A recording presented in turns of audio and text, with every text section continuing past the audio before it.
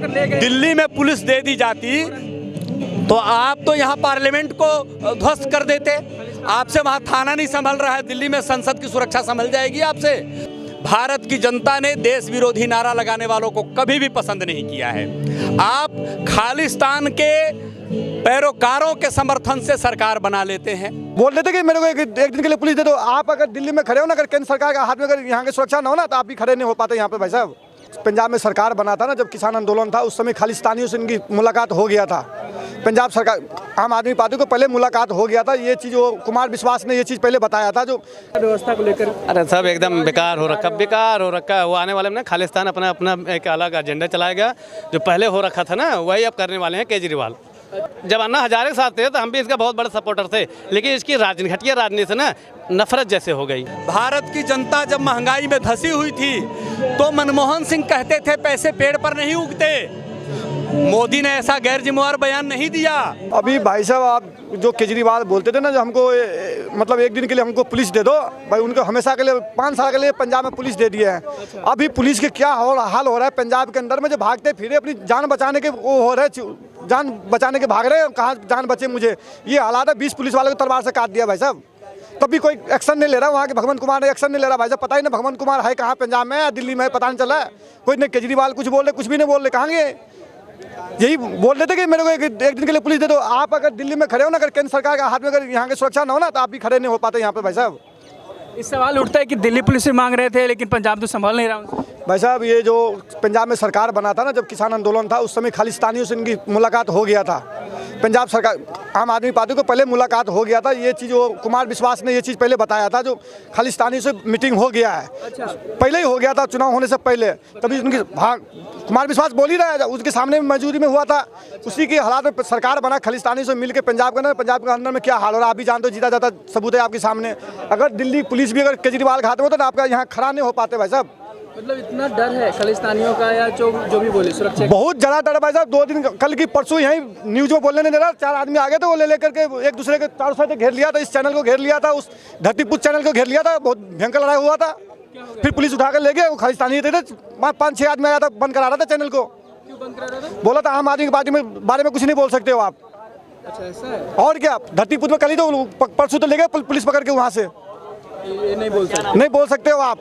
ऐसा इतना ज़्यादा उनका बिल्कुल ज़्यादा हो गया था भाई साहब। मैंने क्या कह रहा हूँ, अगर यहाँ पे अगर केंद्र सरकार के हाथ में ये सुरक्षा ना हो ना दिल्ली के, तो यहाँ खड़े नहीं हो सकता भाई साहब। यह समस्या है यहाँ पे आम आदमी पार्टी में। कभी गलती से उसको प्रधानमंत्री मत बना देना, नहीं तो भाई साहब देश छोड़ के जाने पड़ जाए आपको। बनने के लिए तैयार है, लेकिन बना मत देना, नहीं तो आपको जाने पड़े देश छोड़ के। गलती से मत दे देना वोट। इतना ज़्यादा डर है उनका बहुत भाई साहब, बहुत भयंकर। आपने देखो पानी बिजली माफ, दिल्ली के धंधा दारू पी के साफ। नहीं कहीं पानी आ रहा ढंग से पीने लायक, कहीं आप ये कूलर बस्ती में खतरा से पानी नहीं आ रहा है। आपने बोलो डीटीसी में लड़की के लिए बस फ्री कर दिया है, पर लड़की के लिए बस फ्री कर दिया, लेकिन जो उसके आदमी हैं जो काम करते हैं उसको ऊपर 40 रुपये किराया बढ़ा देते, फ्री कैसे हो गया भाई साहब। उसकी 20 रुपया तो उसके भी जोड़ दिया। व्यवस्था को लेकर अरे सब एकदम बेकार हो रखा है। वो आने वाले में ना खालिस्तान अपना एक अलग एजेंडा चलाएगा। जो पहले हो रखा था ना, वही अब करने वाले हैं केजरीवाल। अच्छा। ये बहुत बड़ी साजिश है आम आदमी पार्टी। केजरीवाल सुनाई दिया था ना पिछले कुछ दिनों पहले कि खालिस्तान समर्थकों से इनका मीटिंग हुई थी। एक अलग एजेंडा केजरीवाल का चल रहा है। ये बोले थे कुछ दिन पहले ना, कुछ दिन पहले बोले थे ना, हो सकता है जो कुमार विश्वास से कोट करके बोले थे ना, हो सकता है कि एक अलग स्वतंत्र देश का जो है मैं प्रधानमंत्री बनूं। कुछ भी हो, ये तो कितनी घटिया राजनीति है इन लोगों की। इतनी घटिया किसका जो है, मतलब देश से कोई लेना देना नहीं, समाज से कोई लेना देना नहीं, बस अपनी कुर्सी अपना वोट।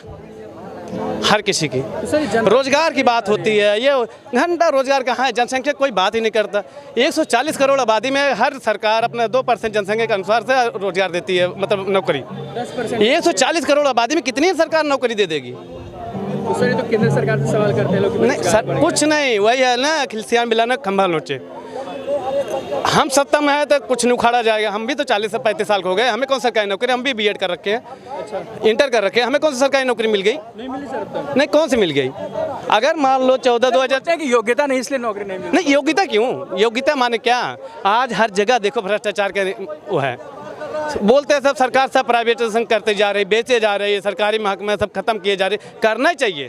किसी भी सरकारी महकमे में चले जाओ, इतना जगह भ्रष्टाचार हर जगह कि धक्के खाते रह जाओगे। हर जगह हर ये व्यवस्था यही है। तो धक्का खाना सर, सरकार पे सवाल तो करेंगे, रोजगार का नहीं, वैकेंसी सवाल सरकार पे करे, सवाल करे ना।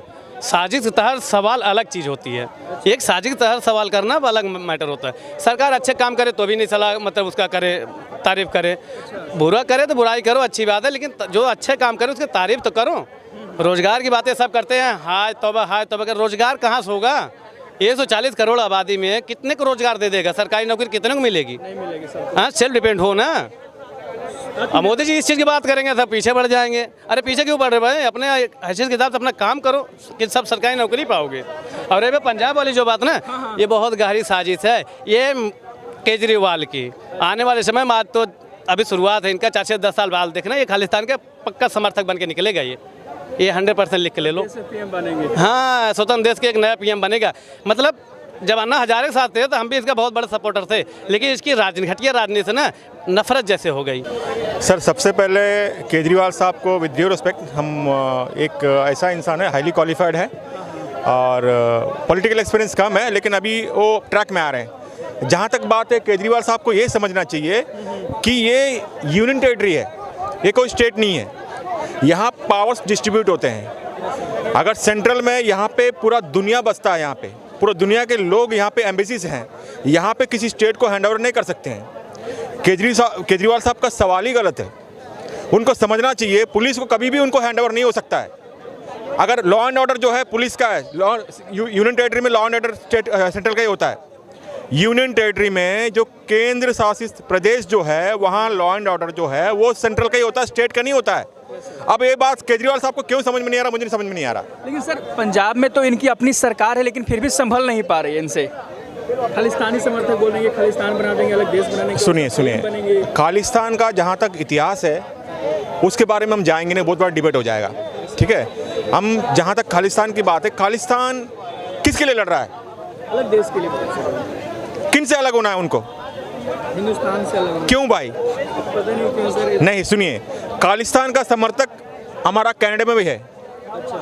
कनाडा से भी ऑपरेट होते हैं खालिस्तानी। खालिस्तान का समर्थक जहाँ तक ये आपका भिंडरावाला कहाँ का है? भिंडरावाला कहाँ का है? अभी ऑपरेशन ब्लू स्टार जो जब मिसेस इंदिरा गांधी के समय में ब्लू स्टार हुआ, क्यों हुआ? उसी को खत्म करने के लिए। बस ठीक है, जो गलत है वो खालिस्तानी। तो फिर से उठ रहे हैं लोग, तो कैसे दबाया जाए? केजरीवाल सरकार देखिए, क्यों इस पर अंकुश नहीं लगा पा रही? नहीं, केजरीवाल सरकार आम आदमी, देखिए मैं समझता हूँ कि यहाँ पे आम आदमी पार्टी का जो इतिहास है, पॉलिटिकल इतिहास बहुत ही कम उनका है। 7 सालों का है। इसमें वो चीज़ नहीं कर पाएंगे जो वो सोच रहे हैं, लेकिन कुछ चीज़ों को वो आप कर सकते हैं। यहाँ पे आम आदमी पार्टी का सुप्रीम पावर कौन है? केजरीवाल साहब। अब वहाँ पे जो है कौन है?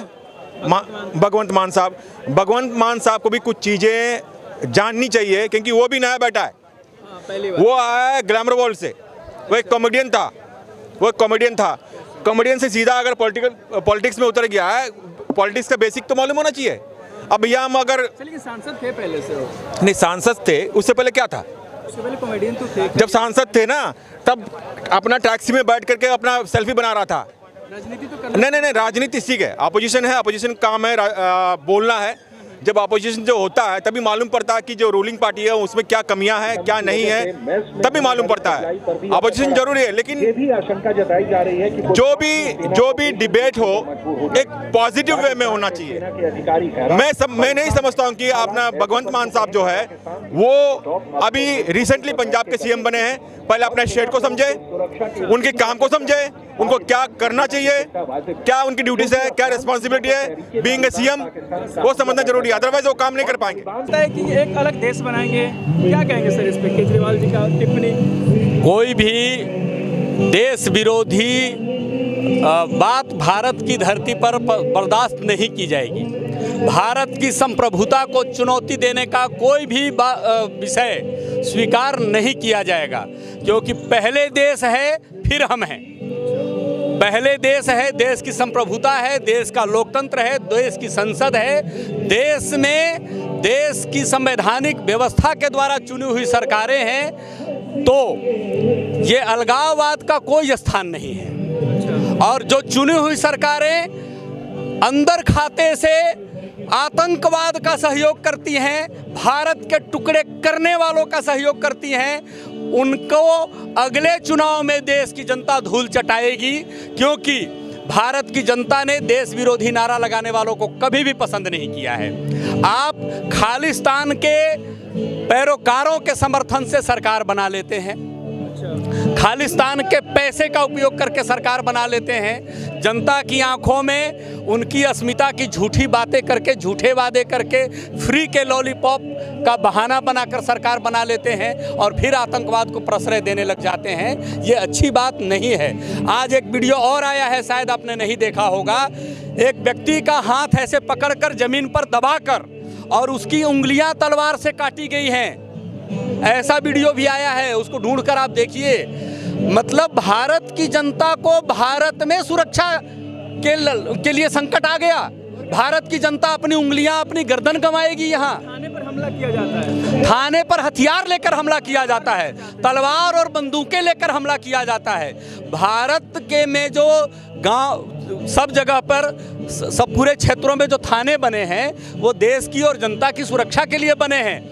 किसी को अधिकार नहीं है कि वहां हमला करके वहां हथियार और बल प्रयोग करे, हमारी बनाई हुई व्यवस्थाओं को छिन भिन करे, उनको नष्ट करने की कोशिश करे। ये बिल्कुल असंवैधानिक कृत्य है, इसको सहन नहीं किया जाएगा। सर केजरीवाल बोलते हैं कि दिल्ली पुलिस भी हमको मिल जाए, लेकिन पंजाब नहीं संभल रहा है उनसे। नहीं, उस राज्य में तो पुलिस मिली हुई है और वहाँ पुलिस को संभाल नहीं पा रहे हैं। पुलिस के जवान घायल हुए हैं, पुलिस के अधिकारी घायल हुए हैं, पुलिस के जवानों पर हथियार चलाए गए हैं, वहाँ पुलिस के अधिकारियों पर हथियार चलाए गए हैं, थाने में तोड़ फोड़ हुई है। तो दिल्ली में पुलिस दे दी जाती तो आप तो यहाँ पार्लियामेंट को ध्वस्त कर देते। आपसे वहाँ थाना नहीं संभल रहा है, दिल्ली में संसद की सुरक्षा संभल जाएगी आपसे? ये संभव नहीं है। दिल्ली के संसद पर पहले भी हमला हो चुका है और आतंकवाद को अंदर खाते सहयोग देने वाले लोगों को यहाँ बिल्कुल भी प्रश्रय नहीं देना चाहिए। सर एक सवाल ये भी है कि केजरीवाल पीएम का कैंडिडेट माने जा रहे हैं, तीसरे फ्रंट के तौर पर पीएम मोदी वर्सेस अरविंद केजरीवाल, इस तरह की हरकत से बन पाएंगे सर? पीएम कैंडिडेट बनना तब हम समझते जब ये बनारस में जीत गए होते।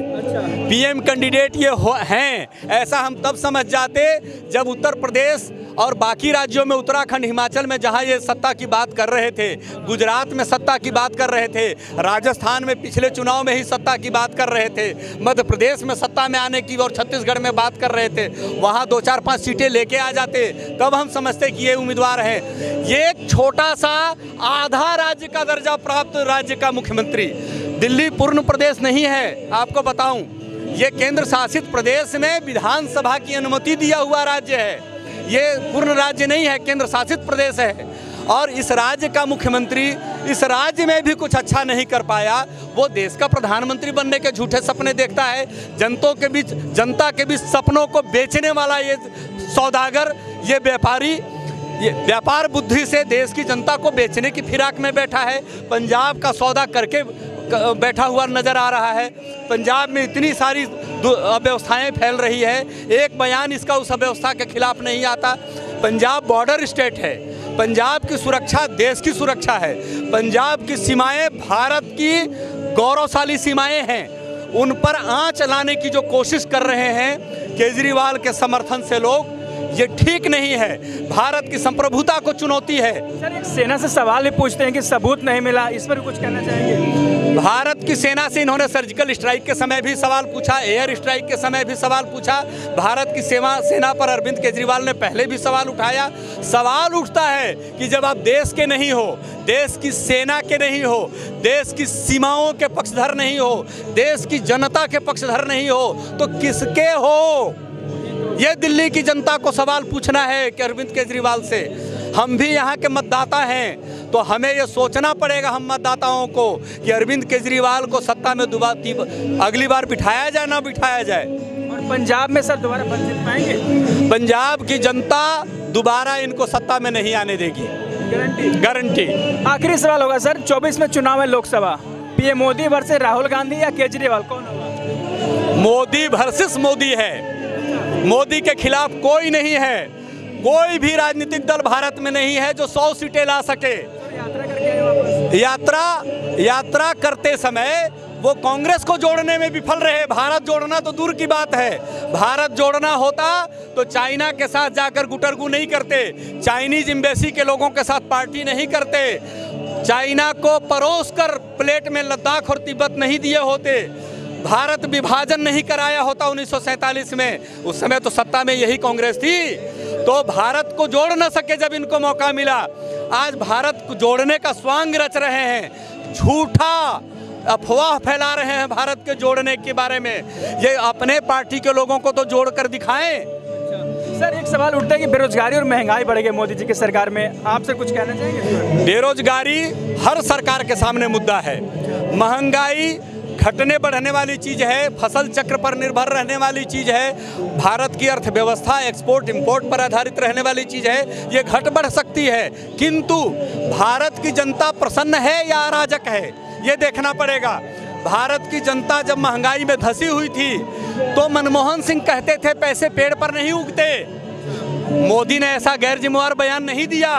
मोदी ने कोरोना के समय से लेकर आज तक 80 करोड़ जनता को फ्री का अनाज लाल कार्ड धारियों के तहत अभी भी दे रही है, 2024 तक देने का वचन किया है। कांग्रेस के समय में भी अन्य योजना चलती थी, लेकिन 1 किलो अनाज मिलता था, 2 सेर अनाज, मतलब केवल 1000 ग्राम अनाज मिलता था, और उसमें घर के बच्चों का पेट नहीं भरता था। आज एक परिवार पर 20 किलो अनाज मिलता है, जिससे पेट भर जाता है। अंत्योदय अन्न योजना जब से अटल बिहारी वाजपेयी की सरकार ने शुरू किया, तब से देश में भूखमरी समाप्त हो गई, भूखमरी की घटना नहीं मिलती है। तो विषय है जनता के हृदय की बात, जनता के पीड़ा के बारे में कौन सोच रहा है, ये समझने की बात है। मोदी ने जितना काम इन पिछले 9 वर्षों में किया है, कांग्रेस ने पिछले 65 साल में नहीं किया वो काम। तो कांग्रेस को तो जनता ने अवसर दिया था। 2004 से 14 तक लगातार 2 बार कंजुकेटिव 2 लोकसभा चुनावों में जिताकर भेजा था। कांग्रेस को किसने रोका था देश का भला करने के लिए? कांग्रेस को किसने रोका था देश की जनता का हित करने के लिए? आप नहीं कर पाए, विफल हो गए, तो उसकी सजा दी जनता ने कि लगातार 2 लोकसभा चुनावों में विपक्षी दल की हैसियत भी नहीं रही। सर एक सवाल और रहेगा कि नाम बदल रहे हैं बस बीजेपी वाले, कांग्रेस कहती है कि बस नाम ही बदलते, बनाते कुछ नहीं है। क्या? बस नाम ही बदलते हैं, बनाते कुछ नहीं है लोग। नहीं, नाम बदलते हैं किस योजनाओं का या जगहों का या संस्थानों का। तो आपने क्या देश आपके ही दादा परदादाओं का था? आपने सारे सड़कों पे नेहरू गांधी का नाम लिख दिया, राजीव इंदिरा का नाम लिख दिया, सारे मेडिकल कॉलेजेस, यूनिवर्सिटीज़, कॉलेजेस, संस्थान जितने हैं सब पर आपने अपने पुरखों का नाम लिख दिया। जितने भी स्टेडियम हैं, प्लेग्राउंड से, सब पर अपना नाम लिख दिया। क्या आपके ही लोगों ने गोली खाकर देश को बचाया था? क्या हमारे 16 साल के 14 साल के सूरज सेन ने इस देश के लिए कुछ नहीं किया था? बाघा जतिन ने कुछ नहीं किया? चंद्रशेखर आज़ाद, भगत सिंह, सुखदेव, राजगुरु, इन सब, बिस्मिल्लाह खान ने कुछ नहीं किया था इस देश के लिए? आज़ाद हिंद फौज के लोगों ने कुछ नहीं किया था इस देश के लिए? सरदार वल्लभ भाई पटेल का कोई योगदान नहीं था? आपने सब नेताओं के योगदान को, सब क्रांतिकारियों के योगदान को कैसे नष्ट कर दिया? एक ही नाम पे रख दिया। तो बदलना तो पड़ेगा। बदलना सही है आपके हिसाब से? बिल्कुल सही है।